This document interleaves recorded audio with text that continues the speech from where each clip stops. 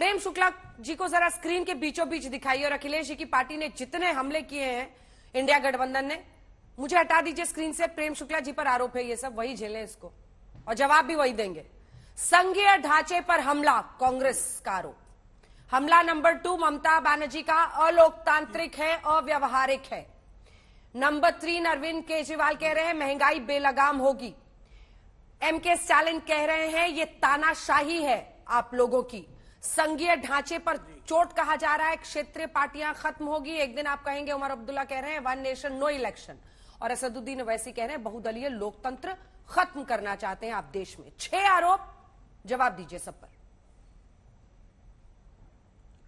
अंजना जी कृपा करके मुझे बताइए कि 1952, 1957, 1962, 1967 में इस देश का संघीय लोकतंत्र क्या जो है खतरे में था? क्या तानाशाही चल रही थी पंडित जवाहरलाल नेहरू की और श्रीमती इंदिरा गांधी की? क्या जो है अतिरिक्त खर्चों के कारण जो है महंगाई बहुत बढ़ गई थी उस जमाने में कि 1952 से 1967, 1972 तक सबसे अधिक महंगाई इस देश में रही हो? ऐसा दृश्य था क्या? क्या जो है छोटे दल सर्वदलीय प्रणाली, बहुदलीय प्रणाली जो है वो 1952, 57, 62, 67 जब एक देश एक चुनाव हुए थे तब इस देश में बहुदलीय प्रणाली नहीं थी क्या?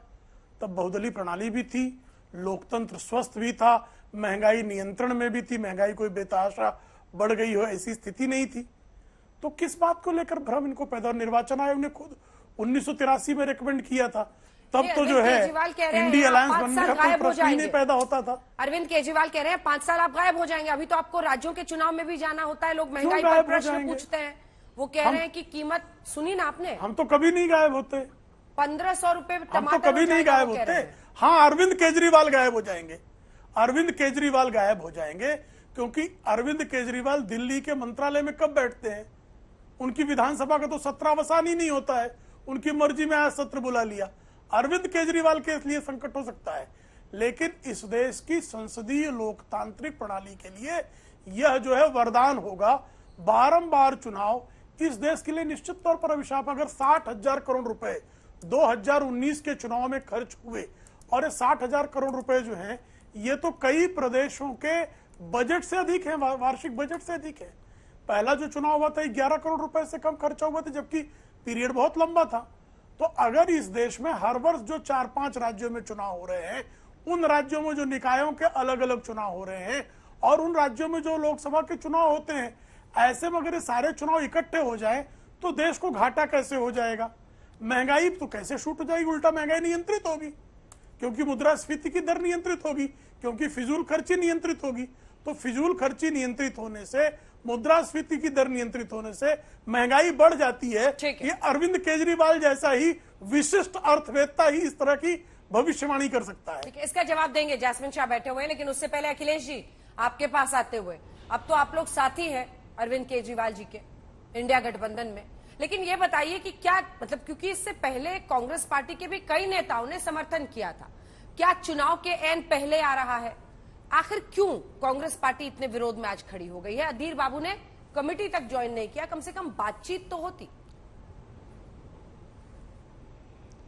जब डूबने लगी मोदी जी की नाव, तब चिल्ला चिल्ला के कहने लगे एक देश एक चुनाव। 10 साल तक नहीं ख्याल आया आपको?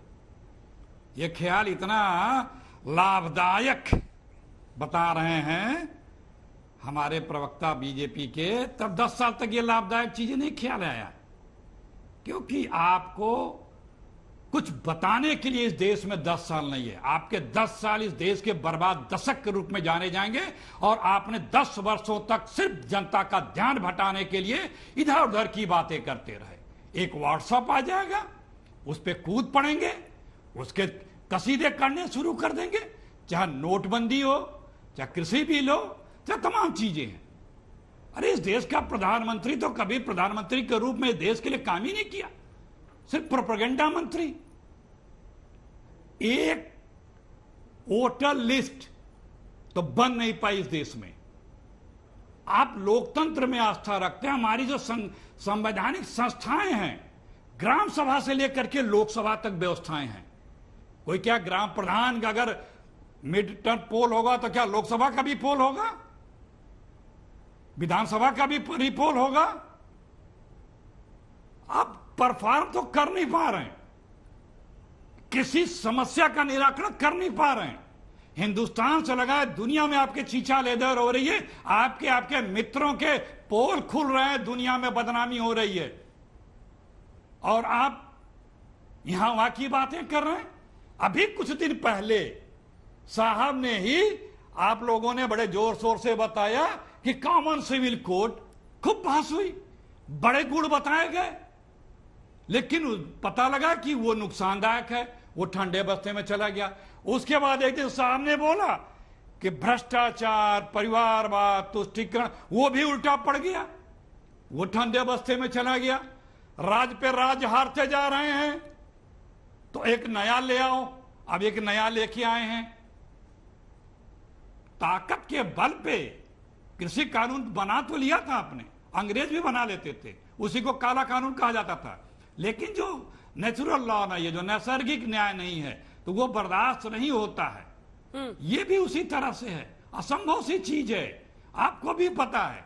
लेकिन टाइम काटने के लिए, अपने विफलताओं से ध्यान हटाने के लिए आप बताते रहेंगे। कल आप कहेंगे वन नेशन वन पार्टी, फिर कहेंगे वन नेशन वन चैनल, एक ही चैनल भी होना चाहिए, आप ये भी कह सकते हैं, कोई आपका ठिकाना नहीं है।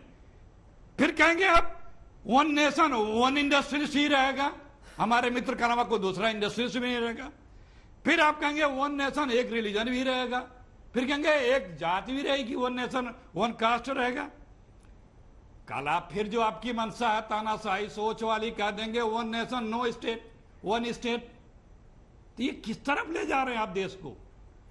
ये काम करिए, परफॉर्म करिए, हार जीत लगी रहती है। अखिलेश जी, 10 साल बहुत होते हैं। अखिलेश जी, कमिटी से क्यों अधीर रंजन बाबू ने किनारा कर लिया? अगर एक देश एक चुनाव, अगर तमाम कमेटियां तो बनी हैं, पर कमेटी का हिस्सा ही नहीं बनेंगे, फिर सुनिए तो आप, मैं समझ गई आपकी सारी बात, बट अखिलेश बाबू थोड़ा सुनिए भी। सवाल ये है ना कि आप लोग हमेशा कहते हैं कि हमसे चर्चा नहीं की, पहले भी यही बोला, अधीर बाबू ने भी यही बोला था कि विपक्ष से बात नहीं करते। जब विपक्ष के बड़े नेता को शामिल करते हैं कमेटी में, तो आप लोग उससे किनारा कर लेते हैं। ये तो फिर वो बात हो गई ना कि आप गलत, आप जी मैं जवाब दे रहा हूं, आप गलत व्याख्या कर रही हैं। अच्छा, सब कुछ घोषित कर दिया, तब आप लोगों को पता लग रहा है कि होने वाला है। कहाँ ये घोषित कौन सी कर दिया? चर्चा होती है? ये कौन सी राय?